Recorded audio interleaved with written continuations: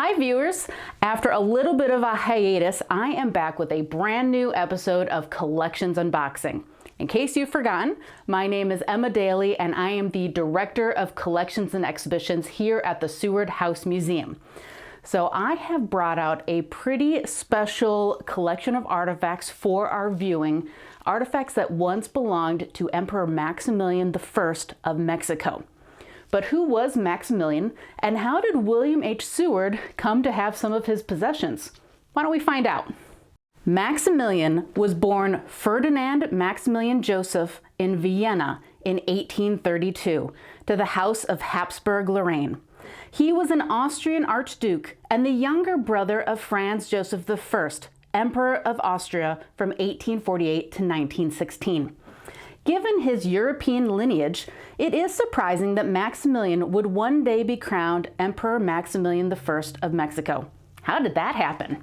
Well, what we need to know first is that after gaining independence from Spain in 1821, Mexico would divide into two political parties, one liberal and one conservative. The latter wanted Mexico to be ruled by a monarch. After a few tumultuous decades, a failed monarchy, and a 3-year civil war, Mexican diplomat José Manuel Hidalgo was tasked by the Conservative Party with scouring European courts for support to establish a new monarchy in Mexico. Through his childhood friendship with Spanish noblewoman Eugenie de Montijo, Hidalgo was connected to her husband, Emperor Napoleon III of France.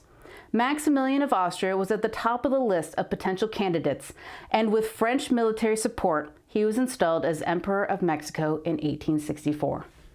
His wife, Charlotte of Belgium, would become Empress of Mexico, and she would adopt the Spanish version of her name, Carlotta. But Maximilian's reign would be short-lived.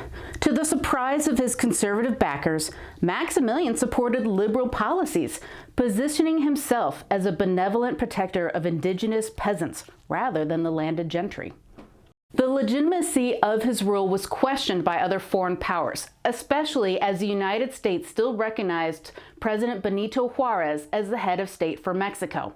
In fact, the U.S. viewed France's invasion of Mexico as a violation of the Monroe Doctrine, which opposed European colonization of the Western Hemisphere. The United States began sending aid to Juarez after the end of our own Civil War, and Maximilian was executed by the Mexican Republic in 1867. His wife, Carlotta, was in Europe at the time of her husband's death, thereby saving her from potentially meeting the same fate. Benito Juarez was reinstalled as Mexican president, and he would be forever grateful for the support he received from the United States. Which is why, when William Henry Seward visited Mexico in 1869, after his retirement as Secretary of State, he was greeted warmly by Juarez and showered with gifts.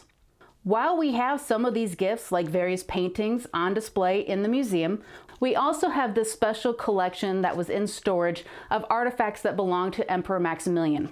These were given to Seward by Juarez as a gift. Let's take a closer look. So to start off with, we have this toiletry set that belonged to Maximilian. We can see his crest here with his initial M for Maximilian. So this would be a washing up basin. You could wash your hands, have a little cloth, give yourself a bath, this matching water pitcher, pour your water in so that you can do your washing up.